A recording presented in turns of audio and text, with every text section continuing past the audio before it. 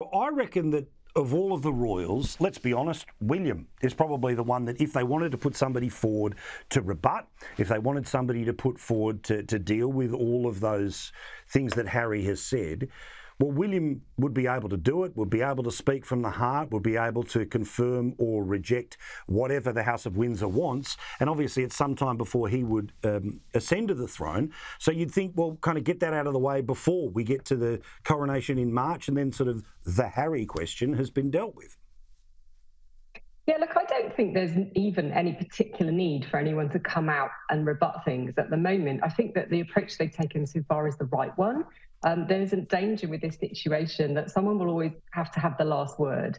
And the more that you give this oxygen, the more it's going to continue. You know, I think the dust will settle. People can make up their own minds. And the key thing the king needs to get on with now is focusing on his coronation. As you say, they don't want to rock the boat further at this stage. And I think William is absolutely just going to be there to support his dad at this point and make sure that nothing goes wrong.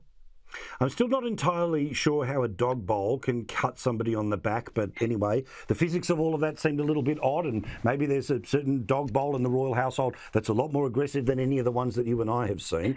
But now, what is next for Harry? Is there an assumption that there's another book, there's another series, as part of these mega deals, the book was successful in terms of sales, let alone everything else. Are they done with the content that they've promised all of these organisations?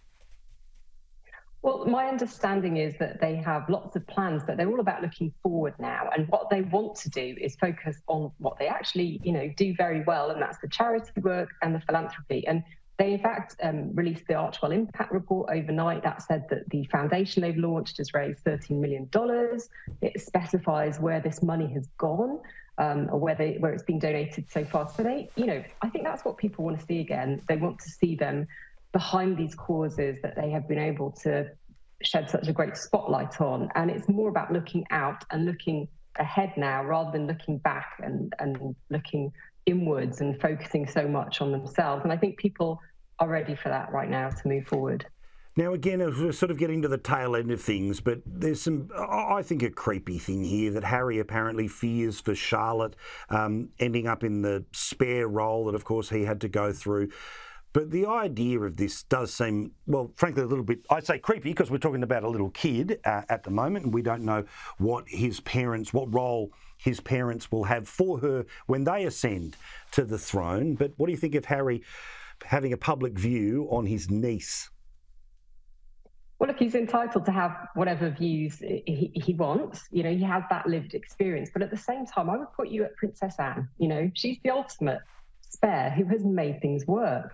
She has the best of both worlds. She carries out her duties impeccably, but she's also able to have more of a private life, I'd say, than other members of the royal family. She doesn't court the media. She doesn't love the media attention, but she gets on with the job and she's hugely respected. She's currently, according to recent polls, the most popular member of the royal family in this country. So it doesn't have to be a bad ending for the spare. I certainly noticed that again in and around the funeral, that the dynamics of a normal family, regardless of how regal or how many people are watching, but there's always that one member of the family that takes on a different role, say, for a sick parent.